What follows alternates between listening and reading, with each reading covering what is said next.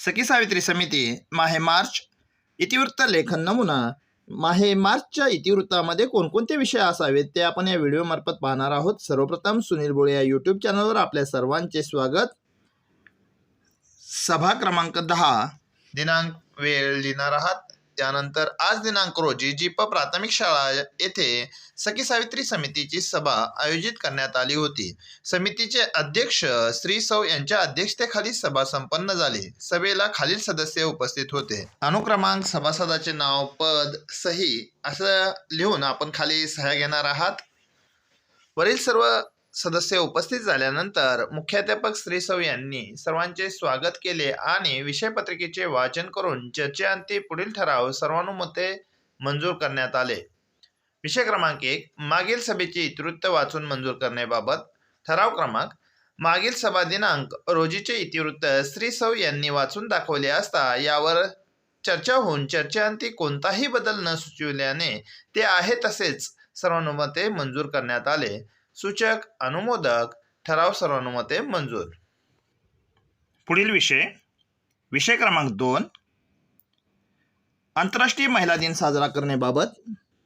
ठराव क्रमांक आंतरराष्ट्रीय महिला दिन साजरा करण्याबाबत चर्चा केली असता चर्चेअंती महिला दिनानिमित्त निबंध स्पर्धा, चित्रकला स्पर्धा, पोस्टर स्पर्धा, रांगोळी स्पर्धांचे आयोजन करण्यात यावे तसेच उत्कृष्ट काम करणाऱ्या महिलांचा सत्कार करावा असे सर्वानुमते ठरविण्यात आले.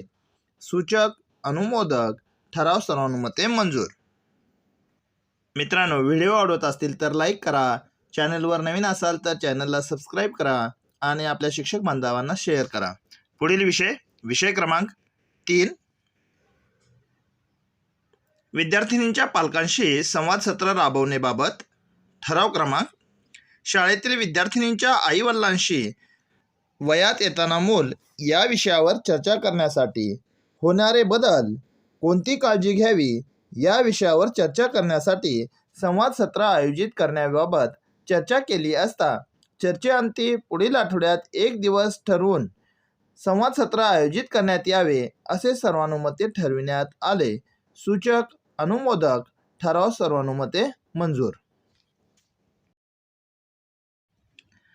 विषय क्रमांक 4 100% उपस्थिती राखण्याबाबत.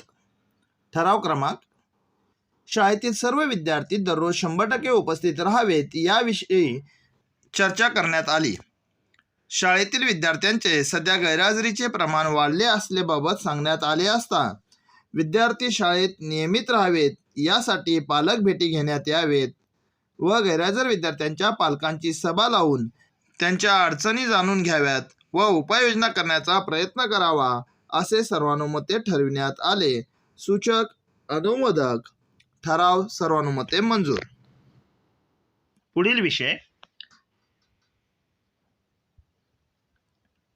विषय क्रमांक 5 कुटुंब सर्वेक्षणाबाबत. ठराव क्रमांक शैक्षणिक वर्ष 2026-27 या वर्षासाठी पटनोंदणी सर्वेक्षण करायचे असल्याबाबत चर्चा केली असता पटनोंदणी सर्वेक्षणाबरोबरच शाळाबाह्य विद्यार्थ्यांचे सर्वेक्षण करण्यात यावे व गावात अशा प्रकारचे शाळाबाह्य विद्यार्थी आढळल्यास अशा विद्यार्थ्यांना शाळेत दाखल करून घेण्यात यावे असे सर्वानुमते ठरविण्यात आले. सूचक, अनुमोदक, ठराव सर्वानुमते मंजूर. विषय क्रमांक 6 राणी लक्ष्मीबाई आत्मरक्षा प्रशिक्षणाबाबत.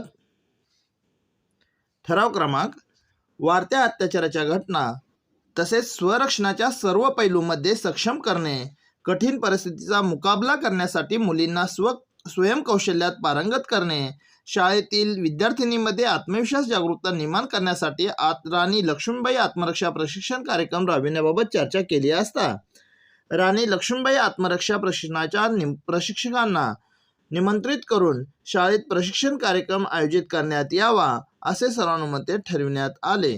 सूचक, अनुमोदक, ठराव सर्वानुमते मंजूर.